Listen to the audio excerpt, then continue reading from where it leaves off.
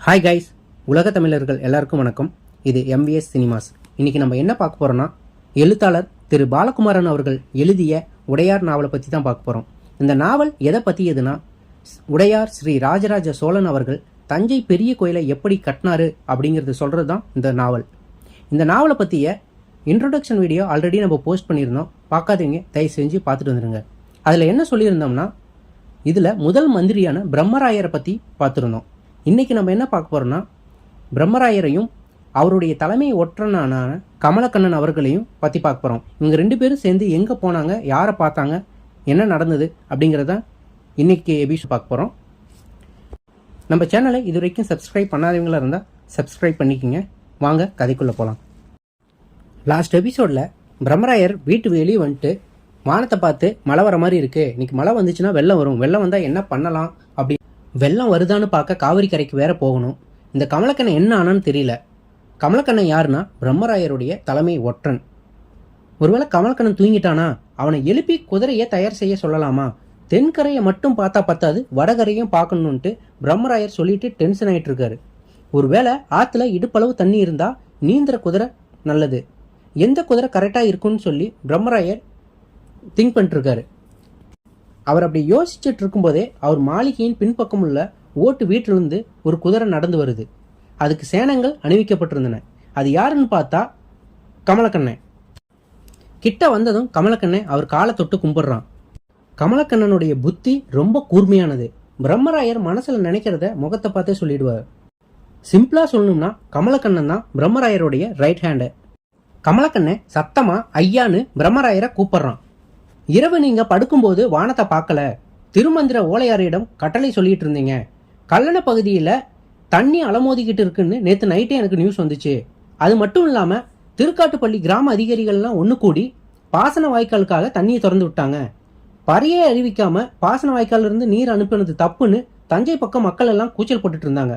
இதை எல்லாமே கூட்டி கழிச்சு பார்த்து தான் காவிரியில் நாளைக்கு வெள்ளம் வர வாய்ப்பு இருக்குன்னு நினச்சி நான் நேற்று நைட்டே குதிரையை ரெடி பண்ணி வச்சுட்டேன்னு பிரம்மராயர்கிட்ட கமலக்கண்ணன் சொல்றான். அது சரி, நான் விழிச்சது உனக்கு எப்படி தெரியும் அப்படின்னு பிரம்மராயர் கமலக்கண்ணன் கிட்ட கேட்கறான். அதுக்கு கமலக்கண்ணன் என்ன சொல்றான்னா, உங்க வீட்டு பின்பக்கத்துல ஒரு கயிறு கட்டி ஒரு மரத்து வழியா எங்க வீட்டு கூண்டுல இருக்கிற கிளி கூண்டுல கட்டிட்டேன். நீங்க எந்திரிச்சு கதவை திறக்கும் போது கிளி கூண்டு ஆடி கிளியெல்லாம் சத்தம் போட்டுச்சு. உடனே நீங்க எந்திரிச்சுக்கிட்டீங்கன்னு நினைச்சுக்கிட்டு நான் வெளியே வந்துட்டேன் அப்படின்னு கமலக்கண்ணன் சொல்றான். கமலக்கண்ணா, உன்னையாற்ற ஒரு ஒற்றன் தமிழ்நாட்டிலேயே யாரும் இல்லை, எனக்கே ஆள் வச்சு வேவு பார்த்தாலும் பாப்பன்னு சிரிச்சுக்கிட்டே பிரம்மராயர் சொல்றாரு.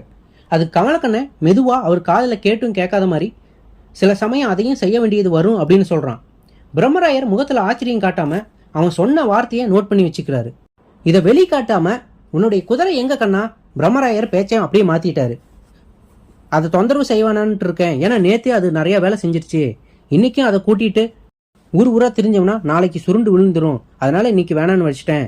நம்ம போகிற வழியில் குதிரையை ஒன்று வாங்கிக்கலாம் அப்படின்னு சொல்லிட்டு கமலக்கண்ணன் அங்கிருந்து கிளம்புறான். அது மட்டும் இல்லாமல் நைட் நேரத்தில் 2 பேர் குதிரையில் போனோம்னா மக்கள் எல்லாமே எந்திரிச்சு வந்துடுவாங்க. இதே ஒரு குதிரையில் ஓட்டிகிட்டு போனீங்கன்னா யாரோ வழிபோக்கம் தான் போகிறான்ட்டு அவங்க கண்டுக்காமல் விட்டுருவாங்க. நீங்கள் சாலையை போத்திக்கிட்டு குதிரை ஏறி போங்க, நான் குறுக்கு வழியாக காவிரி படித்துறைக்கு வரேன்ட்டு கமலக்கண்ணன் பிரம்மராயர்கிட்ட சொல்கிறான். அவன் சொல்கிறதும் சரியாக தான் இருக்குன்னு பிரம்மராயர் நினச்சிக்கிறாரு. ஏன்னா கமலக்கண்ணன் நல்லா ஓட்டம் பழகியவன். ஒற்றர்கள் எல்லாருமே கையில் குத்தீட்டியுடன் வெகு தூரம் ஓட தெரிஞ்சவங்க தான். சில சமயம் குதிரைகளை விட வேகமாக செயல்படுவாங்க. பிரம்மராயர் தன் மாளிகையை சுற்றி கொண்டு வெளியேறினார். தெருவில் மெதுவா தன் குதிரையை ஓட்டிட்டு போனார். தெரு முடிஞ்சதும் சற்று விரைவாக குதிரையை விரட்டினார். கழனிக்கு போகும் நெடுஞ்சாலையை கடந்து மாஞ்சோலைக்குள்ள இறங்கினாரு. அந்த பாதை சரிஞ்சுக்கிட்டே போய் காவிரி கரைக்கு போயிருச்சு. குதிரை ஆத்துக்கு அருகே போய் நிக்குது. அப்ப ஆத்துக்கு அந்த பக்கம் இருக்கிற கரையிலிருந்து 3 மாட்டு வண்டிங்க கரை இறங்குது இந்த பக்கம் வர்றதுக்காக. அதை பிரம்மராயர் நோட் பண்ணிட்டு இருக்காரு. பிரம்மராயர் உத்து பார்த்துட்டு இருக்காரு, யாரோ வித்தியாசமா இருக்கிறாங்க அப்படின்ட்டு. அப்படி இருக்கும்போது கமலக்கண்ணனுடைய வாய்ஸ் கேட்குது, அவங்க எல்லாருமே தேவரடியார்கள்னு. கமலக்கண்ணன் அதுக்குள்ள வந்துட்டாரு. மூச்சிறைக்க ஓடி வந்துட்டு இருக்காரு. பிரம்மராயர் என்ன சொல்றாருன்னா, போன பௌர்ணமிக்கு குடிபெயரை சொல்லி ஓலை அனுப்பணுமே அவங்களா அப்படின்னு கேட்கிறாரு. ஒருவேளை இருக்கலாம் அப்படின்னு கமலக்கண்ணன் சொல்றான். 2 உருவங்கள் காவிரியை வேகமா நீந்தி கடந்தன. அது யாருன்னா 2 இளம் பெண்கள் அந்த கரையிலேருந்து இந்த கரைக்கு வந்துட்டாங்க. அவங்க வந்தவங்க அவங்களுடைய ட்ரெஸ் எல்லாமே கழட்டி புழிஞ்சிட்டு இருக்காங்க. ஆனால் இந்த பக்கம் 2 ஆம்பளைங்க இருக்கிறது கூட தெரியாம அவங்க பண்ணிட்டு இருக்காங்க. அவங்க முடிய உதரும் போது அதுலேருந்து தண்ணி பட்டு குதிரை கணக்குது. பொண்ணுங்க 2 பேருமே பயந்துகிட்டே திரும்புறாங்க. அதுல ஒரு பொண்ணு என்ன பண்றான்னா அவகிட்ட இருக்கிற கத்தி எடுத்து இருக்க பிடிச்சுக்கிறா. யார் அது அப்படின்னு கமலக்கண்ணன் கேட்கறான். நீங்க யாருன்னு பதிலுக்கு இந்த பெண்கள் கேட்கறாங்க. நான் புறவெளி காவல்காரன் கமலக்கண்ணன் அப்படின்னு சொல்றான். அது சரி, பக்கத்துல இருக்கிற இவர் யாரு அப்படிங்கிறதுக்கு இவர் ஒரு பெரிய அதிகாரி, இங்க என்ன பண்றீங்க அப்படின்னு கமலக்கண்ணன் அந்த பொண்ணுங்களை 2 பேரும் விசாரிக்கிறான். நாங்கள் சிதம்பரத்திலிருந்து வரோம். என் பேர் வந்து எச்சு மண்டை, இவ பேரு காரி மாணிக்கம். பழமர்நேரி என்கிற ஊர் எது அப்படின்னு கேட்கறா. அது இந்த ஊரு தான் அப்படின்னு கமலக்கண்ணன் சொல்றான். ஓ, இதுதான் பழமர்நேரியா? அது சரி, அது இருக்கட்டும். இங்க உங்களுக்கு என்ன பணி அப்படின்னு கேட்கறான் கமலக்கண்ணன். எந்த பணியும் இல்ல, நாங்க குடிபெயர்றதுக்காக இங்க வந்தோம், எங்களை இங்க வர சொல்லி ஓலை அனுப்பப்பட்டிருக்கு அப்படின்னு சொல்றான். அந்த பொண்ணு சொல்லுது. உடனே கமலக்கண்ணன் ஓலை எங்க அப்படின்னு கேட்கறான். அதுக்கு கரிய மாணிக்கம் என்ன பண்றானா, அங்க தண்ணியில அடிச்சுட்டு வர மாட்டு வண்டியில தான் இருக்குன்னு கை காட்டுறான். உடனே கமலக்கண்ணன் வேகமா ஓடி போய் ஆத்துல இறங்குறான். பிரம்மராயர் இந்த குதிரையை ஒரு மரத்துல போய் கட்டிட்டு அவரும் உள்ள இறங்குறதுக்காக வராரு. பிரம்மராயர் என்ன யோசிக்கிறாருன்னா, நம்ம தனியா ஆத்துல இறங்குறத விட குதிரையோட நம்ம இறங்கினோம்னா நம்மளுக்கான வேலை கொஞ்சம் குயிக்கா முடியும்னு நினைக்கிறாரு. உடனே குதிரையோட ஆத்துல இறங்குறாரு. ஆனா அந்த வெள்ளம் குதிரையையும் வேகமா இழுக்குது. அதை நினைச்சு அவர் ரொம்ப கவலைப்படுறாரு. இந்த காவிரி நதி ஒரு ஜீவ நதி கிடையாது. ஜீவ நதினா நம்மளுக்கு சொந்தமான நதி கிடையாது. இந்த நதி எங்கிருந்து வருதுன்னு அப்போலேருந்து இப்போ வரைக்கும் எல்லாருக்குமே தெரியும். குடகு மலையிலேருந்து வருது. அது நமக்கு சொந்தமான இடம் கிடையாது. இவ்வளவு பெரிய பரப்பளவு கொண்ட சமவெளி மிகுந்த சோழ நாட்டில் மூல மிடுக்கெல்லாம் இடையுறாத பாயறதுக்குன்னு ஒரு ஜீவநதி இல்லை அப்படிங்கிறது ஒரு துக்கமான செய்தி தான். சித்திரை மாதத்தில் காவிரி வறண்டு போயிடும். அடுத்த 3 மாதங்களுக்கு வெறும் மண்ணாக கிடக்கும். நடுநடுவே எப்போயாவது மழை பெஞ்சுன்னா தண்ணி கொட்டை மாதிரி வந்து நிற்கும். அது ஏன் கொட்டை மாதிரி நிற்கிதுன்னா, மழை காலத்தில் காவிரியில் குளித்து பழக்கப்பட்டவங்க எப்பவும் காவிரி ஆற்றுல தான் குளிப்புன்ட்டு அடம் பிடிக்குவாங்க. வெய்ய காலத்தில் தண்ணி இருக்காது. அப்போ என்ன பண்ணுவாங்கன்னா ஊற்று மாதிரி பறித்து அந்த முண்டு எடுத்து குளிப்பாங்க. அது வந்து மழை காலத்தில் வரும்போது சிக்கலாயிரும். ஏன்னா மழை பெய்யும் போது தண்ணி அதிகமாயிரும். சரி, இடுப்பளவு தான் தண்ணி இருக்குன்ட்டு காவிரி ஆற்றுல இறங்க முடியாது. ஏன்னா நம்ம நடந்து போயிட்டே இருக்கும்போது திடீர்னு பார்த்தீங்கன்னா நம்ம ஒரு 4 அடிக்கு கீழே இறங்கிடுவோம்.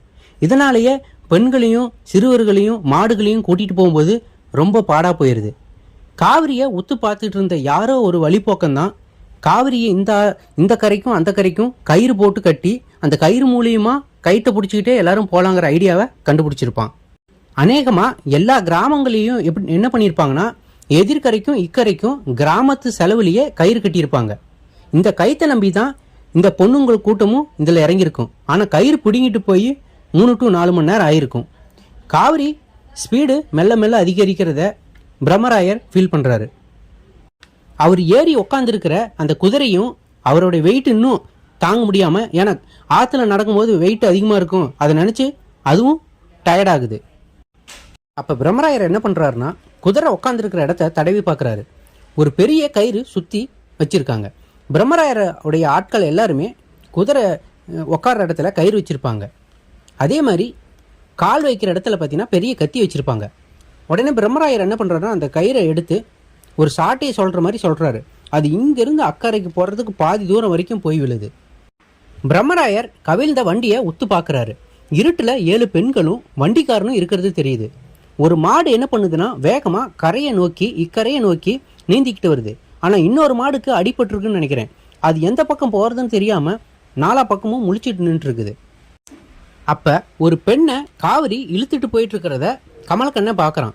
அவன் என்னதான் ஜம்ப் பண்ணி போய் அந்த பொண்ணை பிடிக்கலான்னு பார்த்தா அதுக்குள்ளே தண்ணி இழுத்துக்கிட்டு போயிடுது. நம்ம இன்னும் குதிரை மேலேயே உட்காந்துட்டு இருந்தால் வேலைக்கு ஆகாதுன்ட்டு குதிரையை கரையோரமாக ஓட்டி விட்டுட்டு பிரம்மராயர் ஆற்றுல எகிரி குதிக்கிறாரு. அந்த பொண்ணை நோக்கி வேகமாக நீந்திக்கிட்டு போகிறாரு.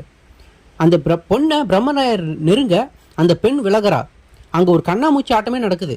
சட்டுன்னு எகிரி அந்த பெண்ணுடைய தலைமுடியை பிடிச்சி பிரம்மராயர் இழுக்கிறாரு. ஏமா, உனக்கு நீச்சல் தெரியுமா? தெரியாது அப்படின்னு அந்த பொண்ணு சொல்கிறா. அப்படின்னா என்னை இருக்க கட்டி பிடிச்சிக்க, அப்படின்னா தான் நம்ம இந்த இடத்த விட்டு வெளியே போக முடியும் அப்படின்னு பிரம்மராயர் சொல்கிறா. ஆனால் அதுக்கு அந்த பொண்ணு ரொம்ப கூச்சப்படுது. இப்படியே நீ கூச்சப்பட்டுட்டு இருந்தீங்கன்னா காவிரியில் இன்னும் தண்ணி அதிகமாக போயிடும், உன்னை இழுத்துட்டு போய் எங்கே முள்ளில் போய் சொருகிடும், இப்படி கூச்சப்பட்டுட்டு இருக்காத அப்படின்ட்டு அந்த பொண்ணை இருக்க பிடிச்சிட்டு தான் கொண்டு வந்திருந்த துண்டால் அந்த பொண்ணையும் தண்ணியும் இருக்க கட்டி பிடிச்சிட்டு கரையை நோக்கி வேகமாக நீந்திக்கிட்டு வராரு. அப்படி நீந்திட்டு வரும்போது வெள்ளம் இன்னும் இழுத்து அவரை ஒரு முள் புதருக்கு கிட்ட கொண்டு போயிடுது. ஒரு முள் புதரில் சிக்கினார்னா அவ்வளோதான். ஏன்னா அதுலேருந்து மனுஷங்களை வெளியே எடுக்கிறது ரொம்ப கஷ்டம். நீர் நாய்கள்லாம் வந்து நைட் நேரத்தில் வந்து அவங்கள கடிச்சே கொண்டு தின்றும். எப்படியும் ஒரு வழியாக அந்த பொண்ணை தூக்கிட்டு கரையை ஏற்றிட்டு பிரம்மராயர் திரும்பி பார்க்குறாரு. அப்போ தூரத்தில் இன்னும் 2 பொண்ணு அதே மாதிரி கண்டிஷனில் இருக்கிறத அவர் ஃபீல் பண்ணுறாரு. உடனே அந்த பொண்ணுங்களையும் காப்பாற்றுறதுக்காக நீந்திக்கிட்டு உள்ளே போகிறாரு. பிரம்மராயர் வேகமாக அந்த 2 பொண்ணுங்க இருக்கிற இடத்துக்கு நீந்திக்கிட்டு போகிறாரு. அதுக்குள்ளே ஒரு பொண்ணு காவிரி வெள்ளம் இழுத்துட்டு போயிடுது. ஆனால் ஒரு பொண்ணை சேஃபாக ஒரு இடத்துல நிற்க வச்சுட்டு அந்த பொண்ணை காப்பாற்றலான்ட்டு வேகமாக நீந்திக்கிட்டு போகிறாரு. அப்படி போது அந்த பொண்ணு ஒரு முள் புதருக்கு முன்னாடி இருக்கிற ஒரு முள் செடியை போய் பிடிச்சிக்கிறா. கொஞ்சம் விட்டு அவள் போய் உள்ளே சொருகிடுவா முள் புதரில். அதுக்குள்ளே பிரம்மராயரும் வந்துடுறாரு.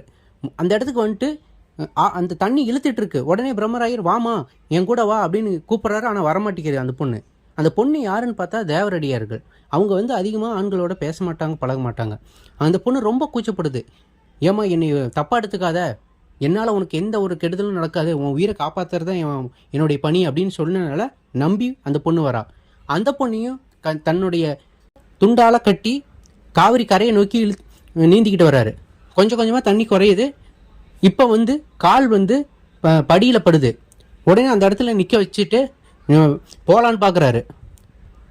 மீண்டும் போய் இன்னொரு பொண்ணையும் கூட்டிகிட்டு வந்துடலான்னு பார்க்குறாரு.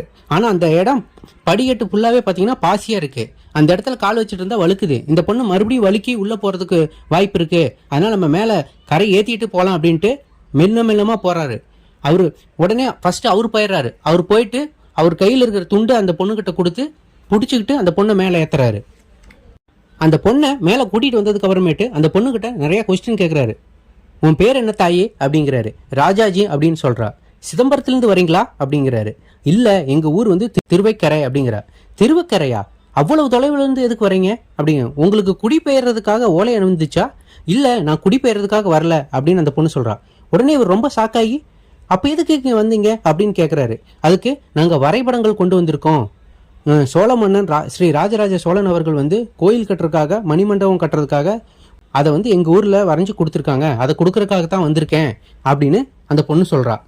இப்படி இவங்க 2 பேரும் பேசிகிட்டு இருந்த இந்த கேப்பில் என்னாச்சு அப்படின்னு பயங்கரமாக அதிக மக்களுடைய சத்தம் கேட்குது. என்னன்னு பார்த்தா அந்த பழமரநேரி மக்கள் வந்து விழிச்சிட்டு கிளம்பி அங்கே ஓடி வந்துட்டு இருக்காங்க. அப்போ பிரம்மராயர் என்ன கேட்குறாருன்னா, அந்த வரைபடம் எங்கம்மா அப்படின்னு கேட்குறாரு. அங்கே தூரத்தில் பாருங்க, குப்பரை கிடக்குதுல, நடு ஆற்றுல இருக்கு, அந்த மாட்டு வண்டியில தான் இருக்குது அப்படின்னு சொல்கிறாரு. அந்த பொண்ணு சொன்னதுமே பிரம்மராயர் ரொம்ப திகைச்சியே போயிடுறாரு. அந்த மாட்டு வண்டி அப்போதைக்கு அவருக்கு என்ன தோணுதுன்னா, அந்த மாட்டு வண்டி தான் அங்கே இருக்கிற எல்லா உயிரையும் விட முக்கியமாக அவருக்கு படுது. அதனால் அவருக்கு அங்கே இருக்கிற மக்கள் உயிரை விட அந்த வரைபடத்துக்கு மேலே தான் அவருக்கு முழு கவனமும் இருக்குது.